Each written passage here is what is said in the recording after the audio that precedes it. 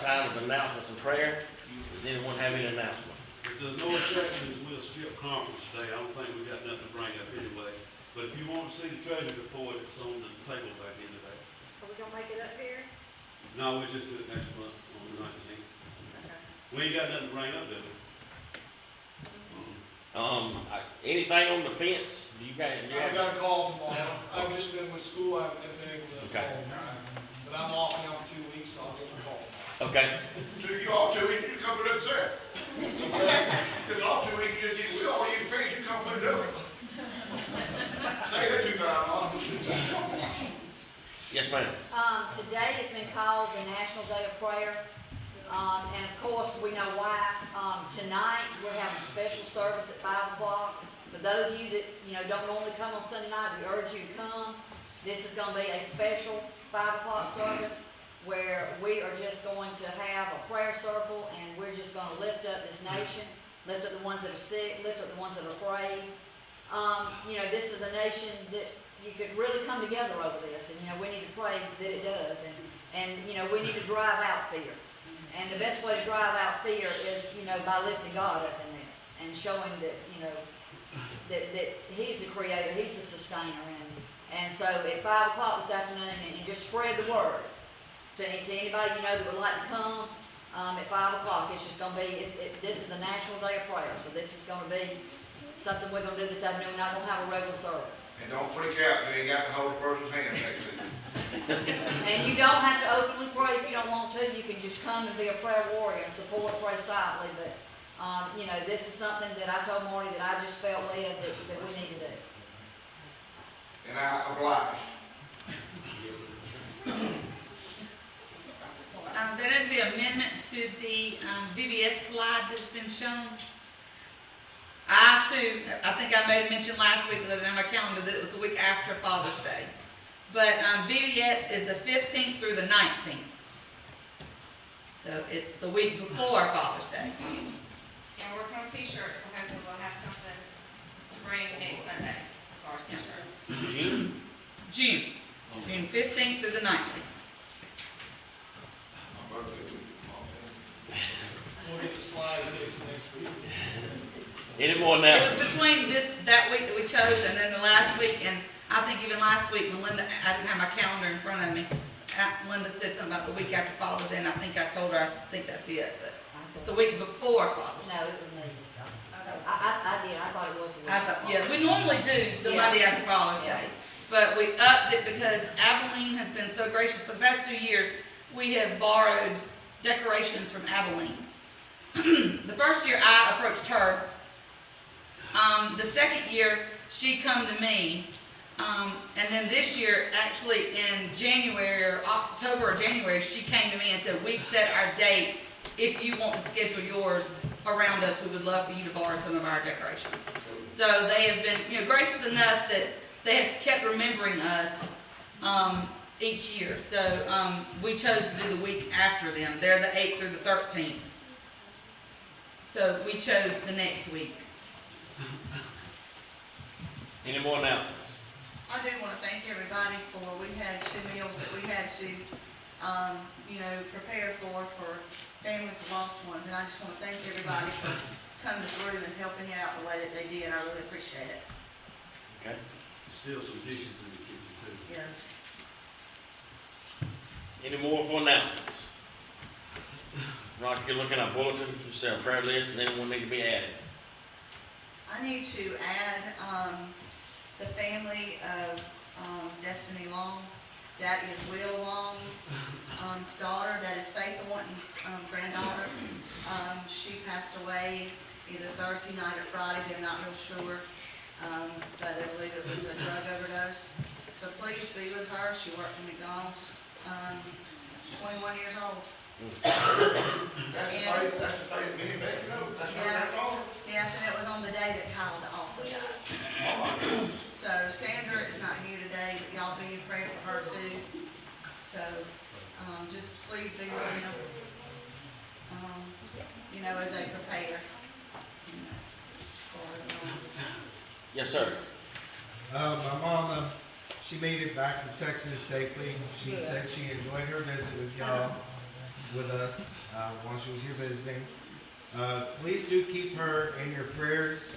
She is 71 years old. She still works full-time in a hospital in Texas, tending to the ill and stuff. So it is something that I find myself worrying about for her. So please keep her in your prayers. Her name's Barbara Burton. Okay? I have a praise and a prayer. My praise is I have a 4.0 GPA in school. All right. My prayers, please, I have about 10 more weeks of school and pray that I can keep that up because you're about to buckle down. It's super duper hard. You say 2 or 10? I have 10 more weeks, which is going to fly by super fast, but they're super hard classes, so just please pray that I keep that 4.0. If you need any academic help, just call me. Oh, I'm sure. I'm passionate to ask for practice. Then I the big, got all the practice. then the big test. Yes, in the state test. That's the big prayer. Okay? George called me this morning, and asked me to take over Rebecca's class this morning, but, they rushed, Rebecca's sister, Toy, to the hospital last night. She's been had 2 heart attacks, but they don't know what was going on.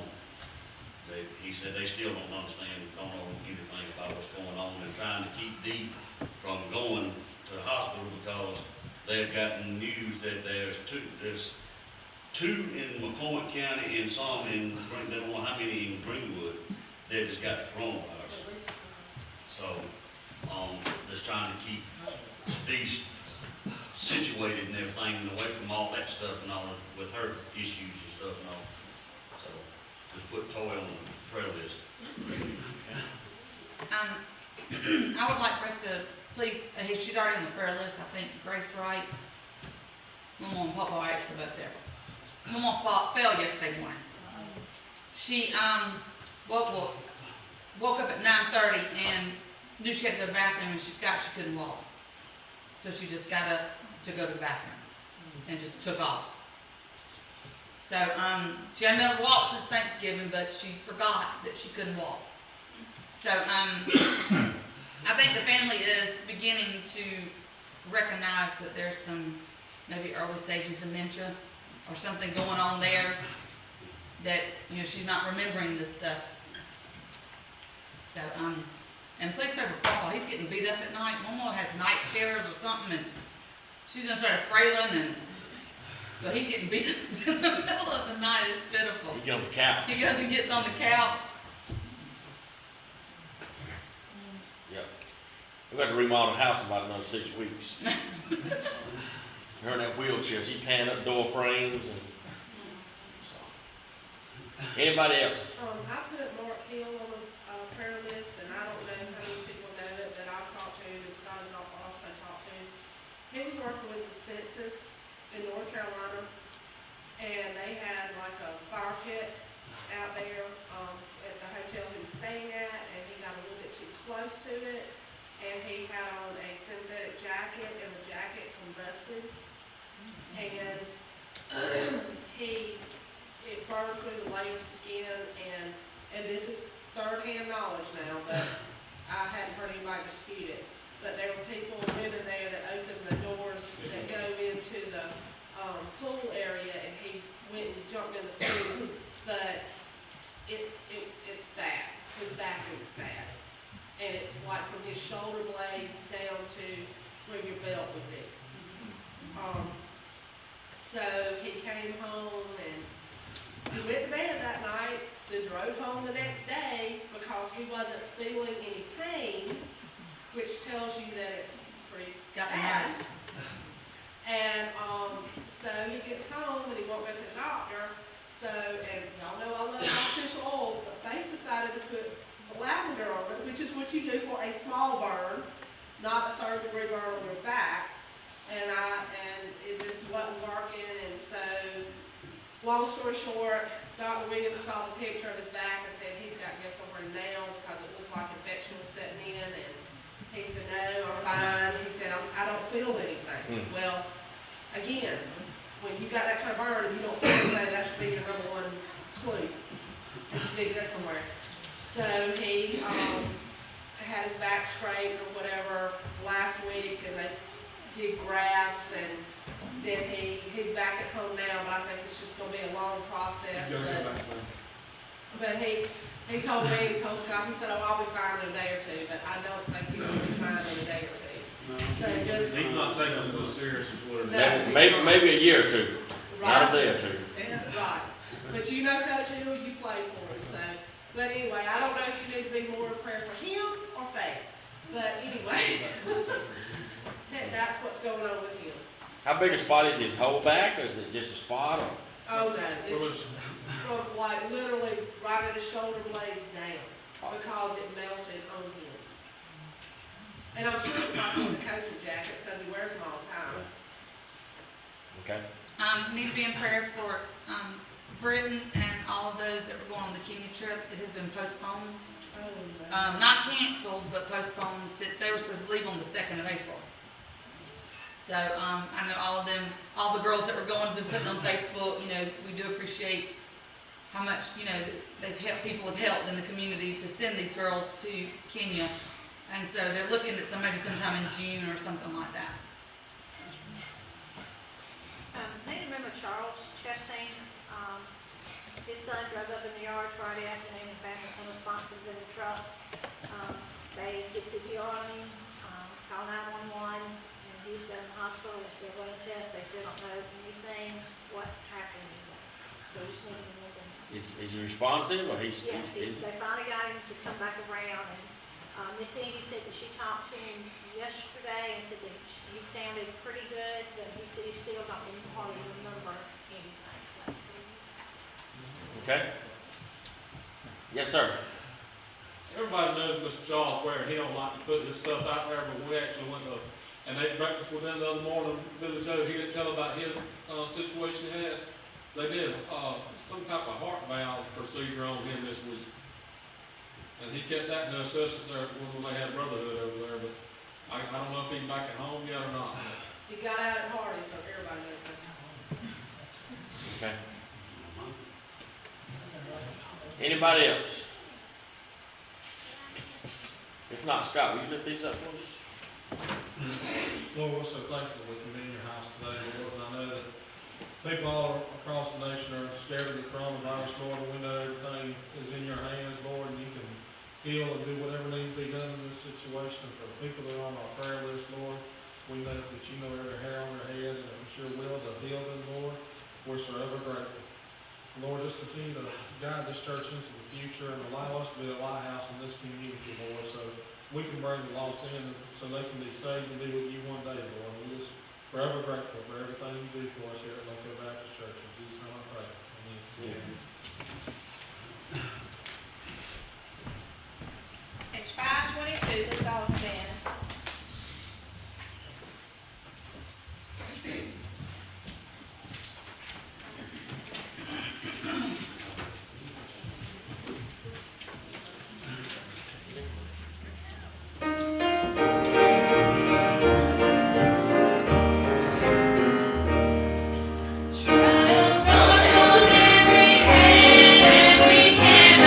Understand all the ways that God would lead.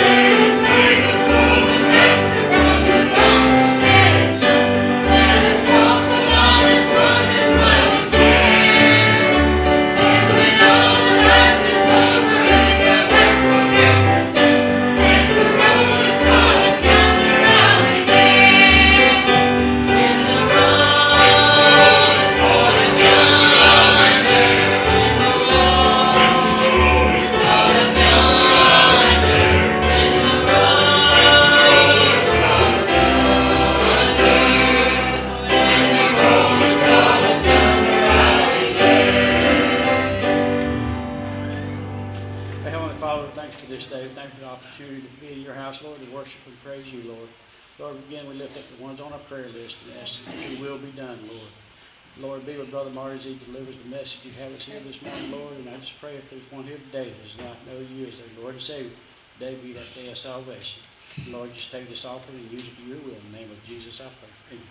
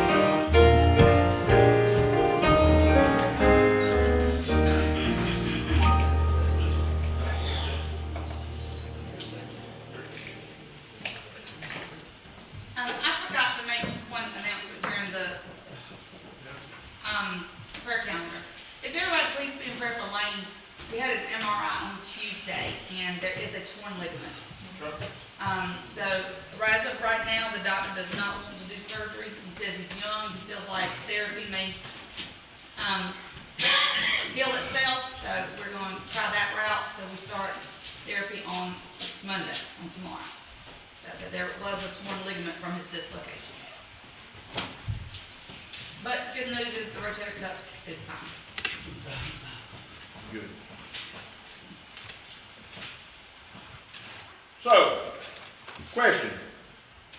What kind of times are we living in right now? And a lot of people would say, if you ask this, matter of fact, if you ask this to a lot of churches right now, people, a lot of churches with a lot of leaders right now, they say we're living in bad times. Well, I want to share something with you this morning. We're going to go to a verse. We're going to put everything in perspective, and then we're going to look at some things. The morning's message is called what? This ain't nothing. I'm talking exactly about what's going on in the world today. Exactly. Okay? This day and time today, Chuck, what is the biggest thing on every news station that you put news on now? Election.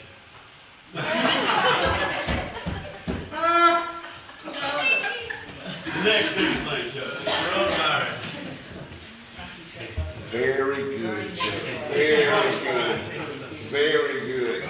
Everybody, let's go to Exodus 9:15. Exodus 9:15. Exodus 9:15. I might get somebody to read this verse out loud, so don't be surprised. Don't be surprised. I'm going to actually kind of lead up to this verse just a little bit and kind of explain to you some things going on before this verse is said. So I just want to share with you that what we've got going on here is this is the point in time when God is going to bring the Israelites out of Egypt. Now we know that the squabble during this time was between two people. Who was the two people that was back and forth, back and forth? It would be Moses and the who? Moses and the Pharaoh. That's exactly right. And we know that the Lord done things to Pharaoh and done things to Egypt to get them to essentially release the Israelites. And now the funny thing about it is, if you look in your Bibles, a lot of y'all probably have some titles of some passages on that page. You got some titles? What you got? What you got? What's some of your titles say? The plague of who? Hail. The plague of Hail? Hail. Hail. I was going to say Hail. That ain't that bad of a plague. Yeah, okay. The plague of Hail. Okay. Plague of Hail. You got any more? Plague of moles. Okay, so God's got this stuff going on, and He can bring this stuff down on the Egyptians during this time. And, you know, He keeps going back and forth, him and Moses, him and Moses, him and Moses, between Pharaoh and Moses, Pharaoh and Moses. Did the Pharaoh really have any idea who he was up against? No. He had no idea whatsoever. And there's a verse that puts this whole entire thing in perspective. The whole entire world that we know of right now can be put in perspective by one verse talking about God and what God says. Somebody please, in the King James, who got King James? Connie, you got King James? All right, you hold on to King James, you got NLT, Buck? All right, who's got something else? Who got something else? Billy? If you don't mind, read loud in yours, and then we're going to get Aaron, and then we're going to get Connie, and then I'm going to follow it up by saying it again. 9:15. 9:15, what does it say? I could have killed you all by now. That's it? Where'd you get that Bible then? That's going to take a lot less time to read that than the one I got. Okay, that's all it said. All right, Aaron, what does yours say? By now I could have lifted my hand and struck you and your people with a plague to wipe you off the face of the earth. Very good. What you got, Connie? For now I will stretch out my hand that I might smite thee and thy people with pestilence, and thou shalt be cut off from the earth. Very, very good. Listen to what verse 15 says in NIV. For by now I could have stretched out my hand and struck you and your people. This is God talking to Pharaoh. By now I could have stretched out my hand and struck you and your people with a plague that would have wiped you off the face of the earth. Yes, Diane, what you got? Hear the message. Oh my goodness, there we go to the message. All right, let's roll with it. You know that by now I could have struck you and your people with deadly disease, and there would be nothing left of you, not a trace. There you go. Pretty, That's pretty intense, ain't it? yeah. So if you really want to know the times, if you want to put a name on the times that we're living in right now, we're living in the times of God's mercy, not God's wrath. Yep. We're living during the time of mercy. There's a time of great mercy right now on earth. Mankind, everybody says, well, the world's going to hell in a bobsled. Well, you know what? The world's been going to hell in a bobsled since day one. Since the fall come, it's all been going in that direction. Mankind is dying, and mankind is dying away and apart from God, and they are going to be everly, I love this word, it's a great word, disattached from God. They're just not going to be attached to God when they die. It's going to be a total separation. There will be an ultimate separation. That's been happening. That's been happening for a long, long time. It's nothing new. It's nothing new. Now, a lot of the problems is brought on by man himself, but a lot of the things that's happened, God has allowed it to happen. Do you think we would have a virus today that is affecting the earth the way it is had not God given it permission to? It's all about God's permission. It's all about God's permission. You say, well, don't blame God. Okay, fine, don't blame God. You can't blame God for it happening, but He gave permission. Well, let me explain something to you. He could give a permission for a lot more to happen than just what's going on right now. Okay? That's what we got to remember. God says at any point in time, for any person group, I could raise my hand, I could smite you, and take you off the face of the earth. Just like Diane said, make it to where you never even existed. Gone. Period. So now what I want to do is I want to put the perspective in motion of where we're at today. First of all, before we get any further into this, somebody give me an example of something that you think weighs 100 pounds. Baby, give me an example. How much do you weigh, baby? Don't know? Does she know? How much you weigh, baby? She don't know. Manny, how much does baby weigh? She's under 100. She's under 100. Okay, somebody give me an example of something they weighs 100 pounds. She's far from it. All right, so Manny weighs 100 pounds. Why you let me stop like that? 100 pounds. Look at something that weighs 100 pounds. All right, how many men have ever done any weightlifting? Done any weightlifting in school?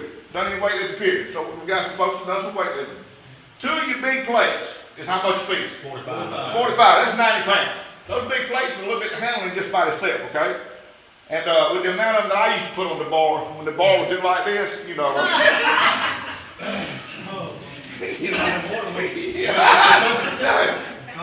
There you go, yeah, exactly. And that was just a warm-up reps. Anyhow, the thing about it is, 45 and 45 is 90 pounds. You got 10 more pounds to go. Imagine reaching there and picking that up. Just picking it up. Sack of feed. A sack of feed. A lot of sacks of feed now weigh 50 pounds. Years ago, they weighed 100 pounds. There were sacks of feed years ago weighed 100 pounds. I've heard tell of a man that was somewhere in Warren County could reach down a bag and get a bag in his teeth and one under each arm and walk across the field with it, go put it in the climate. Bad dude. But the point is 100 pounds. It weighs a good bit. It's pretty heavy. Pretty heavy, okay? Keep that in mind because we're going to come up with something in just a few minutes. Now, what we're going to do is I want you to pay attention to where I'm going to be, but I don't want you to turn that yet, because in the message this morning, I want to introduce something to you, and I want to introduce it in a way where you don't see it coming. If I tell you to turn to the verses, you're going to say, well, what is he talking about right here? You're going to be ahead of it, you're going to miss the whole thing. You're going to miss the whole thing. So I'm not going to tell you where we're fixing to go, but I'm going to talk about something that is going to happen. First of all, the cool thing about the word plague is, did you know that plague is used only in the Old Testament? Only in the Old Testament, with the exception of one book in the New Testament. You know which book that might be? Revelation. Very good. So nowhere in... You're trying to be yeah. The word plague is used only in the Old Testament until it gets to the book of Revelations. So we're going to be in the book of Revelation, but I don't want you to turn there yet, because I want us to do this together. We're talking about a point in time in the book of Revelations where John is seeing where God is fixing to give permission to some angels to do something. Okay? We know that angels are used by God to do things. Okay? They are God's, they're God's like ultimate servant. Okay? So they're there to do God's will. And there's a point in time in Revelations where God is saying, okay, I am now giving you permission to unleash this particular thing that I'm going to introduce to the world. Okay? And it is a listing of 7 things. It's 7 important in the Bible. That's exactly right. That's a number that's used a lot in the Bible. It's a number sometimes used for completion. Okay? Think about that. And that's going to be talked about too. So here's 7 things that's going to be talked about, and then we're going to come back and we're going to put something in there that's like, wow, I don't really get that, but that really is cool. So, God has given the angels permission to unleash what is called the 7 bowls. Okay? The 7 bowls. And what the angels will do is each angel has a job to do. And when the angel comes, he has his bowl. The angel releases his bowl onto a certain thing, or things, or place. Okay? And the reason I'm talking about all this is I want everybody to understand, and if Junior, we on YouTube today? Yes. Maybe somebody on YouTube is going to hear this possibly for the first time. They're going to say, oh, wow, what we're going through right now ain't that big of a deal. So, let's go. Jimmy, I want you to share with us our first verse. I'm not going to tell you where it is. If you want to be hard-headed, go look for it, that's fine. But just hang tight with it. So, Jimmy, share with us the first verse we have right now. The first angel, if you look, Jimmy's got it at verse 16 too. The first angel. You're supposed to open that up, Jim. That's fine. That's fine. Don't go though, because if you do it, you'll mess everything up. It won't be the same. It'll be like it just won't be right. The first angel went and poured out his bowl on the land, and ugly, festering sores broke out on the people who had the mark of the beast and worshiped its image. So this is the first thing that God gives permission to the angels to do. Each angel has a bowl. There are 7 angels. The first angel releases his bowl, and it is what? He poured out his bowl on the land. It's important to remember where the bowl is poured out. It's very, very important to remember where the bowl is poured out. He pours it out on the land, and ugly, festering sores broke out on the people who had the mark of the beast and worshipped its image. We know how important it is to understand the mark of the beast. A lot of people think it's what? 666. Unless you're dyslexic, then it's 999. Okay? So you know that's the way you got to look at it. We need to what?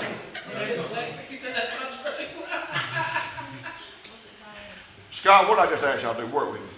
Work with me, Scott. Work with me, Scott. Yeah, so the deal is, God's given permission, and this is the first plague. So, talking about plagues, talking about the Old Testament, and the only time that I mentioned again, we're in the book of Revelation. This is where we're at. The first thing was, he broke out the bowl, he poured it across the land, and festering sores broke out on the body. Can we think of another time in Scripture it talks about people maybe potentially having festering sores or something like that? What would that have been? Huh? Okay, yeah, there you go, with the bowls and stuff. No, what do we call it? Leprosy, yeah. So not good, okay? They talk about things being contagious. They talk like leprosy is just crazy how contagious it was. It was just ridiculous. And do you know that during biblical times, the people that had leprosy, they didn't go to the emergency room.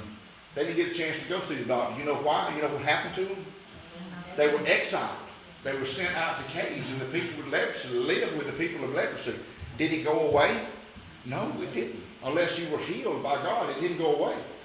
So leprosy, to show you how much worse than it is what we're going through right now, leprosy was not temporary. You didn't create an immune system for it. You actually kept it from then on. Terrible way, terrible way. Going on, Jimmy. Let's go with next. The second angel poured out his bowl on the sea, and it turned into blood, like that of a dead person. It's important to remember dead. Into the blood of a dead person, and every living thing in the sea died. Every living thing in the sea died. Why do you think something like that? Why would blood kill everything in the sea? What's some of the problems that you would have like that? What would blood bring into a situation like that to kill everything? Think about it. Diseases, yeah. Diseases. I'm sure it can affect the oxygen content. You know, you got a small level of life that fish can only live at certain amounts of oxygen and things like that. So you introduce something like this to it, it can just destroy a whole thing. But it says right here that this bowl of blood leached into the sea killed every living thing in the sea. Every living thing in the sea. This is bad stuff. This is bad stuff. This is how, if everything in the oceans were killed right now, how would that affect us? Oh my goodness, that's exactly right. Think about it. Think about it. What you say, Scott? No more seafood. So no more seafood, that means no more people working in the seafood industry. That means those people can no longer go to the store and buy anything. So we talk about people looking for toilet paper. What about if you ain't got no money? What you gonna do with the carcasses? There's nothing to eat. That's exactly right. There's nothing in the sea. There's no buzzards of the sea left. Everything in the sea's dead. Floating stink. Could you imagine the stink? For those of you that don't know, and I'm sure possibly in Lincoln years ago, you probably could have, but what we used to call Continental Can years ago, if it would be like an overcast day in Warrenton, if the wind caught just right, we could actually smell Augusta from our house. Okay, I don't know if y'all could in Lincoln or not, but we could definitely smell it. Could you imagine what the stench of everything in the ocean being dead at one time? Has anybody ever come up on a pond at the bottom and turned over and killed all the fish? You know what I'm talking about? Yeah. You see that, Mr. Bill, when you walk up to the pond and the fish is floating up top? How bad of a smell is that? That's not good. Could you imagine the ocean? Could you imagine how big a whale is? How terrible that would be? Third one, Jimmy, let's roll there. I won't take a whole lot of time with it. The third angel poured out his bowl on the rivers and springs of water, and they became blood. So what do you think happened to everything in the springs? Same thing. Forget about the ocean. What about chloroquine? What if every fish, every carp, every bass, every catfish, everything that's in the whole entire chloroquine were to die right now? What kind of mess would you have? What kind of a mess would you have? Would it not be awful? Because at the end of the day, chloroquine is nothing but a river. It's just stopped and then allowed. It's just backed up, but it's still the Savannah River. Todd, if you take away the Savannah River, are you gonna have chloroquine? No. So it's still a river. So that was the third bowl right there. Let's go to the fourth, Jimmy. The fourth says this. The fourth angel poured out its bowl on the sun. This is where it gets tough. On the sun, and the sun was allowed to scorch people with fire. Okay, let's go back to what Diane talked about a while ago. What happened to the guy about his jacket? He got burnt from here to here. This is saying that the fourth angel poured out its bowl on the sun. And listen to what it says, and listen to how it says it. And the sun was what? Allowed. The sun was allowed. The sun was allowed to scorch people with fire. That tells you the power of the sun right now, that God actually controls the power of the sun. That tells you that God's in control right there. It tells you we still serve a sovereign God because he's actually controlling the power of the sun. Because if he allowed to, what would happen to us? We'd be burnt up. We'd be burnt up. Now, I can't relate to that. I can't relate to what Aaron's been through, and I can't relate to what Perry's been through as far as being burned and things like that. I've had small burns, of course, things like that in life, but I can't relate to what you guys have been through. I don't want to relate to it. I think that's one of the probably one of the worst things to ever go through. But think about somebody being scorched. you know. That snotty nose ain't sounding too bad right now, is it? that shortness of breath and that cough, that little bit of fever. You said Stephen had a fever, what, 99 point something? Yeah, yeah. That ain't too bad right now. That ain't too bad. All right. Huh? He's probably watching. All right, Stephen. Scorched compared to 99 point something. It's all about you, buddy. Moving on. And guess what, Stephen? Everybody on YouTube heard me say that to you. Go on with it, Jimmy. We're going to the fifth. The fifth angel poured out his bowl on the throne of the beast, and his kingdom was plunged into darkness. People gnawed their tongues in agony. Felicia's terrible. It's terrible. You're exactly right. Ooh is right. Plunged into darkness. People gnawed their tongues in agony. We're talking about serious distress. We're talking about real, actual things that John is seeing, that the revelations that God is giving him, and he's seeing this beast, the throne of the beast, and it's plunged into this dark area. And everybody that goes with this beast is going to be gnawing their tongues in agony because of the pain they're going through, because of the intenseness. Let me tell you one of the worst things about all this is the darkness, the loneliness of all of it. You know, we can't even fathom that. We can't even understand, nowhere close to how bad this really is. Guess what? All this is for the lost. Okay, don't forget that. Don't forget that. So if you're sitting here today and you don't know Jesus, I'm introducing you to your next life. Okay? That's pretty much what we're looking at here. Okay? All right, Jim, let's roll with the sixth one. In the sixth one, it says, the sixth angel poured his bowl on the great river Euphrates, and its waters dried up to prepare the way for the kings from the east. Now, you've got water that has been covered in blood and blood and been turned into blood. What happens if all the waters go away? How long do we last in? You won't be going to Walmart for toilet paper. You'll be going to Walmart for a bottle of water. Will there be any? Nope. For crying out loud, somebody gets a snotty nose and we can't find toilet paper within 100 miles of where we live at. Could you imagine what happened if all the water were to go away? What kind of mess would this life as we know it be in? Right now we got people on the news that this one bumped into that one with a shopping cart and they're ready to go toe to toe, knuckle to knuckle because somebody bumped into somebody because they was in a Costco. I'm thinking to myself, take all everybody's water away. Take the water away and see what happens. I guarantee you ain't got enough, you might have enough to last a week, you ain't got enough to last from now on because it won't be in. The water will be gone. It'll be gone. If anybody's ever fasted, I've fasted some in my life, and I'm not saying it for a prideful reason. I'm just letting you know that fasting, it requires way more willpower than I have, okay? I struggle with it. But I fasted before, and one of the things you realize is you can do without food pretty good. You think you get hungry? That's okay. But let me tell you what you do get. You get thirsty, and you want something to drink. And if you truly fast and you don't do anything, and you go without water, you actually can't go there very long. Your tongue actually turns white. Yeah. And I tell you something else happens while you're fasting. You begin to stink. Yeah. Because the acids and the poisons in your body begin to release, come out. Because there's nothing there to keep them at bay. So yeah, water, is it important? Yeah, it is. Is it more important than the stock market? Yeah. But what has everybody been looking at all week? Oh my goodness. How much money my wife has lost. It's terrible. It's terrible. Jenny, hit us with the last one so we can wrap this thing up. The seventh angel poured out his bowl into the air, and out of the temple came a loud voice from the throne saying, it is done. Which one is this? Seventh. What does seventh mean? Completion. This is the most important one that happens. Because right now we're talking about something that is going to be in the very, very end. This will be when the end separates, this is when everything takes place. The seventh angel poured its bowl into the air. Right now on the face of this earth, who is the ruler of the air? Satan is. Okay? So what he's doing, he's pouring his bowl of wrath onto Satan and Satan's rule. And what happens is, it's been given permission And it came from a loud voice from inside the temple saying, "It is done."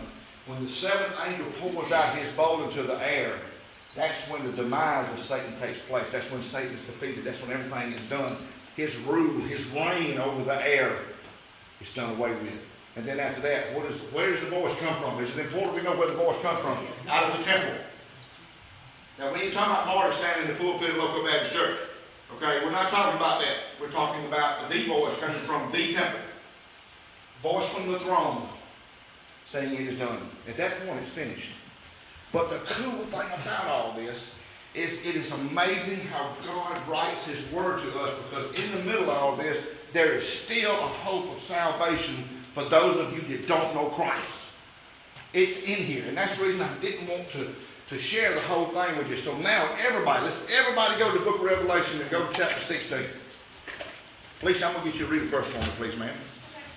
I'm going to get you to read a verse, a simple verse, but I want you to tell me something about, hopefully there's something about your verse that's a little bit different. There's a verse here that's a little bit different, because Jenny's fixing to share this. Hold what you got, Jenny, before you go to the next one. All right. Find your verse, Felicia. Let's everybody get down. Revelation 16. Look at your heading on the top of it. It says the seven bowls of what? God's wrath. People think we're living in a bad time right now. Are we living in a bad time compared to what God can bring to this earth and what God can allow to happen on this earth? Are we really? No. Absolutely not. So, if you'll go back and look, it says in the first verse, it says, "Then I heard a loud voice from the temple," there it is, the temple again, saying to the seven angels, "Go pour out the seven bowls of God's wrath on the earth." Now, we go through all these. I don't want to read them for the sake of time, but please do go back and read all this. But it goes through. In verse 2, it says the first angel. 3, the second angel. 4, the third angel. And it keeps on going down. It goes all the way down. And it keeps talking about, but I want to read for you, and then I'm going to stop, Felicia, and I'm going to let you follow me up right there. It says, we're going to go to the sixth angel, okay? So that's in verse 12. The sixth angel in verse 12. It says, the sixth angel poured out his bowl of the great Euphrates, and its water was dried up to prepare the way for the kings from the east. And it says, then I. Now, who is I at this point?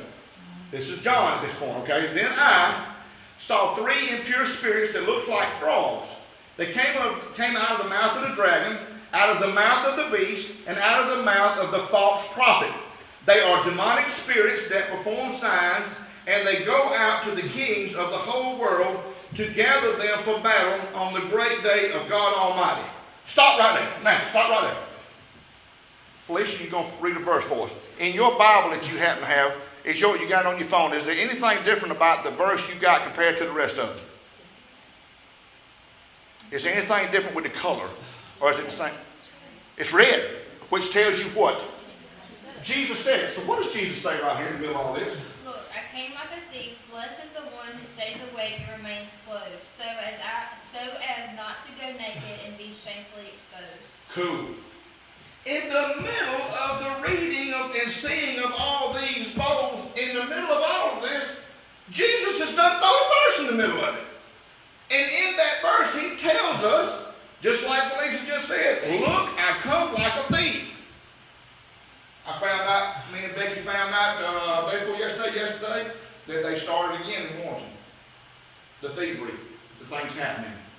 Windows being potentially pried open. And they ain't coming in the night. And it ain't necessarily got to be in the night. So the deal is you never know when the thief is coming. Okay?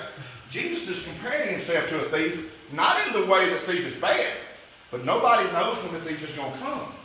If you knew when a thief was coming, would a thief ever get in your house? Would a thief ever steal anything from you? No. But they come when you don't realize it, when you're not expecting it, when you're not ready for it, when you're not aware of it. That's when the thief comes. Why? In all of these verses about prophecies to come down the road, Jesus throws a verse in the middle of it. And now look, after Felicia got through with that verse, it goes right back on verse 16. Then they gathered the kings together to the place that in Hebrew is called Armageddon. So check it out. It's talking about the kings before the verse.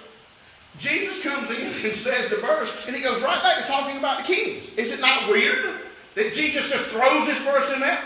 Because that's exactly how Jesus is going to come hit us back. We're going to be living our lives. We're going to be going through a coronavirus. We're going to be going through the next stock market thing. We're going to be going through the next war with Iran. We're going to be going through the next Christmas time. We're going to be going through the next Easter. We're going to be going through the next summer break. And all of a sudden, there's Jesus. It's going to be when we least expect it. Would anybody have ever expected that if you're reading the things about the apocalypse taking place at Armageddon, that all of a sudden Jesus would have thrown a verse in the middle of it? It just don't make sense. Well, guess what? His coming back makes no sense because we cannot make any sense of it because we cannot put it together. Anybody that ever stand in the pulpit and say the end is soon is telling a lie because they don't know. The end may be soon. It may be 10 billion more years. We don't know. But don't act like you know when it's coming just because we got the coronavirus. Don't act like it's coming just because Iran and us is feuding back and forth. We're always going to be feuding back and forth. We've always been feuding back and forth. Jerusalem exists right now as an explanation to the world that there is a God and it is His people because it's still there. Could you imagine how long ago it would have been wiped out had God not been the one that was protecting Israel? It is surrounded in people with all kind of people, all money, some of the most richest people in the world. They can produce bombs, they can produce all kind of military weapons, and they cannot do anything with Israel. And they spend their whole entire life trying to get rid of it, the very thing that God put here to be His people, and guess what? It still exists. How about that? There's got to be truth in this. Either you believe everything is being said or you believe none of it. That's right. You can't pick and choose anything in God's Word to make you feel good. You've got to go with the fact that one of these days there's going to be 7 bowls. And they're going to be poured out. And those of you that don't know Jesus is going to be in this because you wasn't ready for Jesus when He come back. Because He come like a thief in the night. And He's not coming to steal your TV or your computer. He's coming so that when He gets here, you will have relinquished your soul. Saved. Because you're not ready for Him. So let's put this whole thing together. Felicia, thank you for reading that. One of the most important verses in this time, all this, is Jesus coming in and saying, look, no matter what's going on, no matter how bad you think it is, there's still hope in me. Because I'm coming back. So let's finish it up. I'm going to read the rest of it. And I want to come back to something. I want to come back. This is a great way to finish up. Then we got to finish the verse. It says the seventh angel poured out. I'm in verse 17. I'm sorry. It says the seventh angel poured out his bowl into the air. Out of the temple came a loud voice from the throne saying, "It is done." Then there came flashes of lightning, rumblings, peals of thunder, and a severe earthquake. No earthquake like it has ever occurred since mankind has been on earth.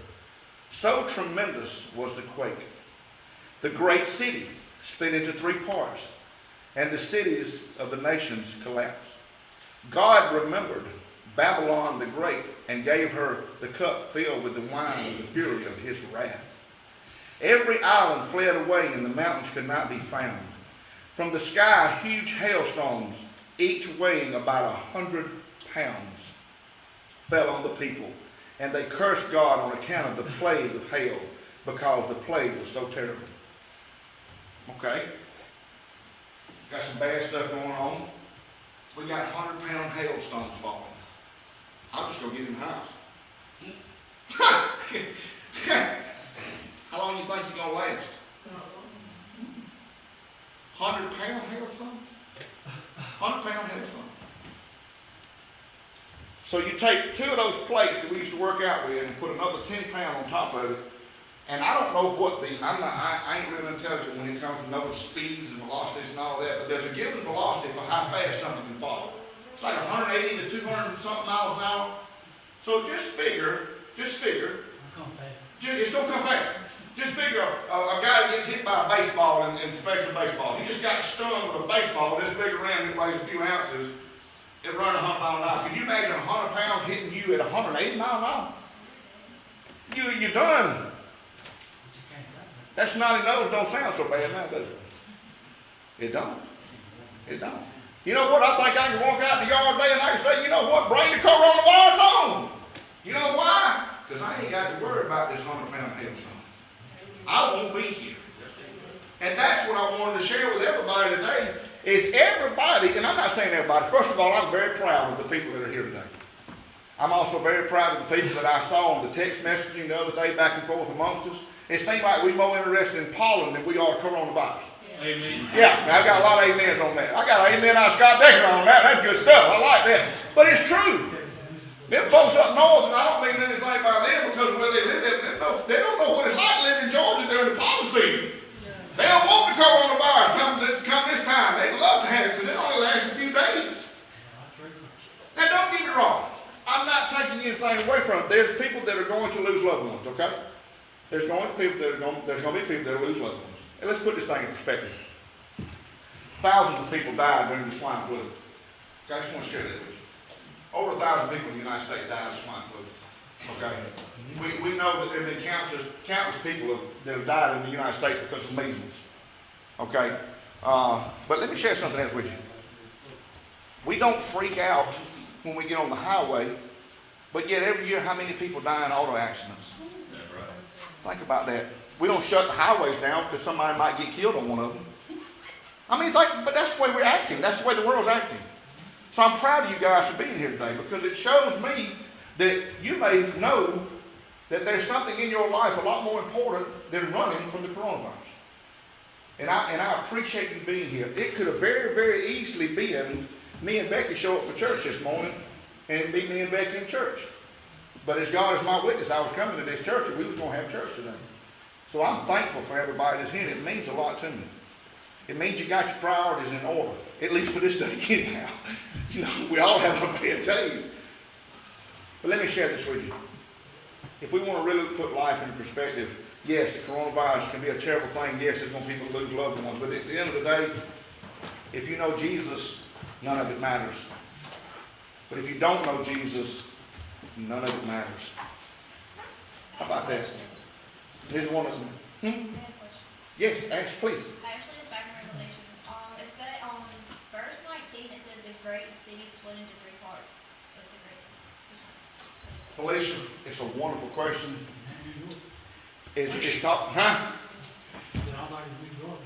No, it's not talking. It's going to be talking about a Middle Eastern city. Is it going somewhere after that and say something about Babylon? Yes. Babylon. Could be Babylon, but now there are also, Felicia, there are also to go along with that. And we're going to get off the topic for just a minute. That's okay. It's us. We love each other. We can talk about whatever we want to. There's also rivers that are under Jerusalem. Okay? So there will be a time, and I'm not saying that this is the time, there will be a time when parts of Jerusalem will break apart and allow the waters to come out. Okay? Those will be known as the living waters, the flowing waters out of Jerusalem that will bring waters to the Dead Sea. So that could be part of it too. I hadn't done my homework on it. Okay, I don't know. It's a great question. But I'm thinking that, in that verse, doesn't it say something about God's wrath? See, we kind of know by it saying that it's God's wrath that's leashed onto this city, that it wouldn't be Jerusalem. Okay, so it could be like a Babylon, somewhere like that. Okay, we'll do some digging. Yes, Scott? Yeah, like in the end times too, and during the wrath and all that, all the stuff going on, it seems like the people wish they could die, but they cannot die. Well, Scotty, during the time of the tribulation, just say for instance, and I'll use myself, okay, I'll use myself. Just say for instance right now, Christ were to come back. So we know something happens before Christ comes back, which is what? Rapture. Rapture of who, Scott? Who's raptured first? The dead. Dead in Christ. Dead. We got a lot of Scots in here. Scott, I got a lot of Scots in here. Scott, who's the first one raptured? All right, you say the Christians, okay? The dead in Christ. Is there a particular Christian? And it's the dead in Christ. So if we're sitting here now, and the rapture takes place, what's going to happen is the graveyard will open up and it says the ground opened up, gives up its dead, okay? And then we will be taken, okay? We don't know how it's going to happen. We don't know the events. We don't know how quick, how slow. I don't know if I'm going to sit here and Roger's going to start to dissolve away. And next thing you know, you just got a cool shirt, just blue, nice looking blue shirt sitting there with nothing in it. I have no idea. But at that point in time, Scotty, what will happen is once the rapture takes place, then there will be people left on the earth. Now, there will be an opportunity for people to come to know the Lord during this time. But is it going to be easy? No. No.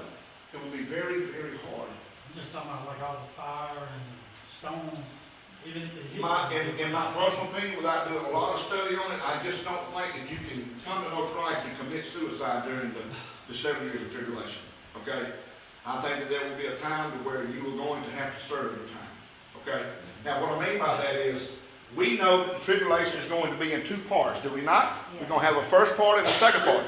The first part will be essentially what? What will we see in the tribulation in the first 3.5 years? Love and peace. Love and peace. It'd be the wrath of Jesus in the first 3.5. And, The second 3.5 will be God's. exactly. And what we're going to have is The last 3.5 is gonna be worse than the first. you're going to have everybody's going to be loving up to the Antichrist. You're going to have all these things going on, all this taking place, and it won't be so bad. And during this time is when the people will receive what? The mark. Once you receive that mark, it's done. Okay, it's all over. So there's going to be easy, loving times for the ones that do what? Receive the mark. Because at that point, you sow, you sow. Okay? So yes, there's going to be love, peace, happiness, the whole 9 yards for the ones that receive the mark. Check this out. Let's put it in real perspective. Say you want to go to Sam's right now and you want to get hand sanitizer. Now, if we want to look at this from a real standpoint, from a real life standpoint, Jill goes to Sam's. She walks in the door.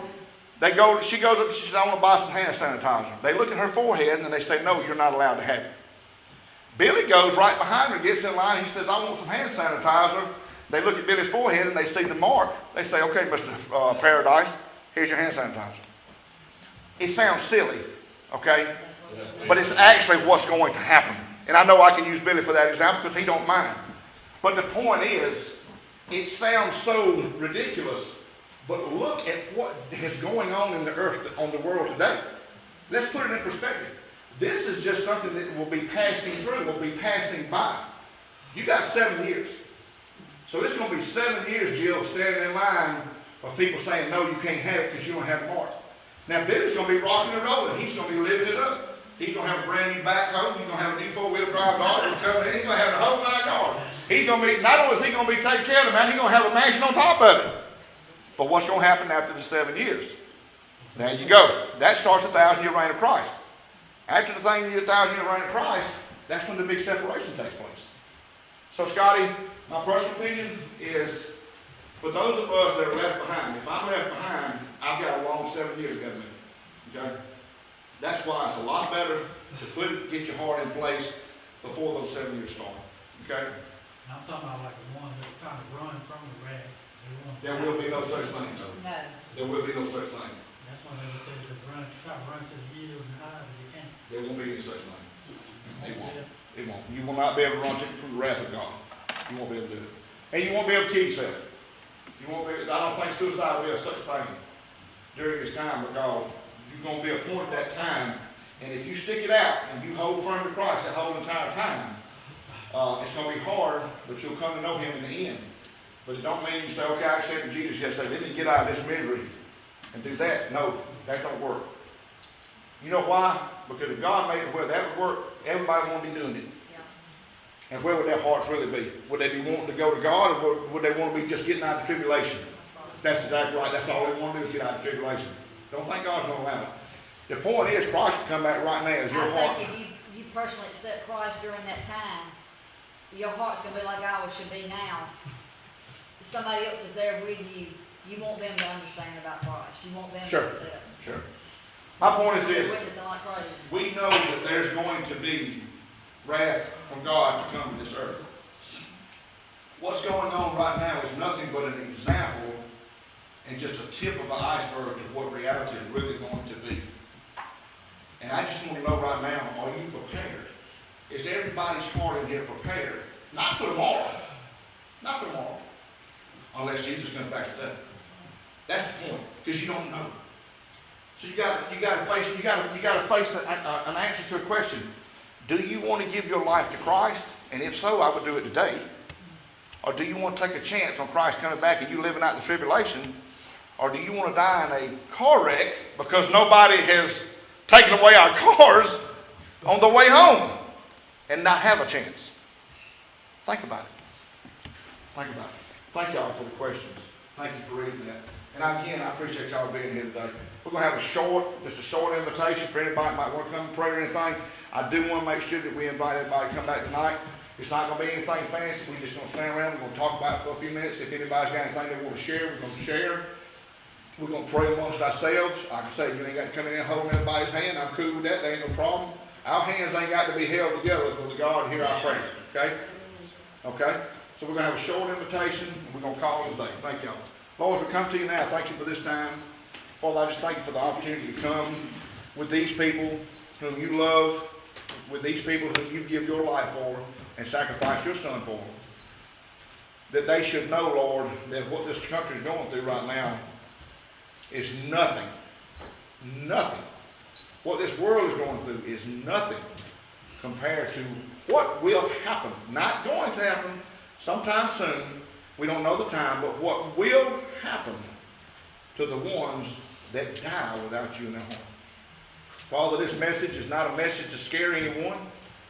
It's just a message to tell the truth and to assure those of us that know you of the peace that we have that we can be turning to right now, but to proclaim the ending that is to come for those of us that don't know you, and how hard and how terrible it's going to be, and it will never, ever end. So, Father, I thank you for the ones here today. I thank you for their hearts and where their hearts is at. I thank you for their dedication to your house. And, Father, anybody that thinks that church ain't important should have been in church today. And it's all because of you, Lord. And we ask these things in Christ's beautiful and holy name. Amen. Page 320, let's all stand.